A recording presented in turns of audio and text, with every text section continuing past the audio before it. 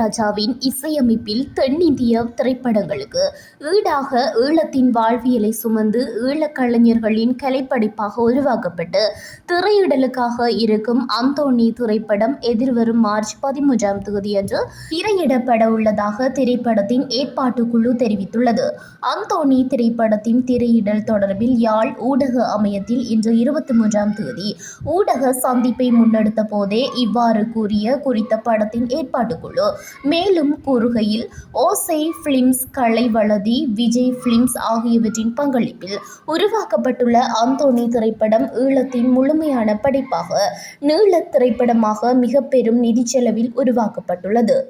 தமிழகம், இலங்கை மற்றும் ஐரோப்பிய நாடுகளில் தமிழ், சிங்களம், மலையாளம் ஆகிய மொழிகளில் பிரபல தென்னிந்திய இசையமைப்பாளர் இளையராஜாவின் இசையமைப்பில் உருவாகியுள்ள ஈழத் திரைப்படத்தின் முதலாவது படைப்பாகும்.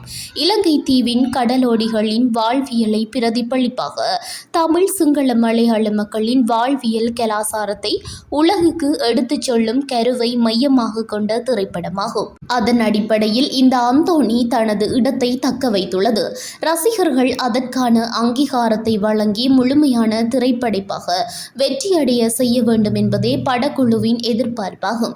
இது வெறுமனே ஒரு திரைப்படம் அல்ல, இலங்கை தீவின் முழுமையான உழைப்பின் கலைப்படைப்பு என்பதை உணர்ந்து ரசிகர்கள் ஆதரவை வழங்குவார்கள் என்று நம்புவதாகவும் தெரிவித்தனர்.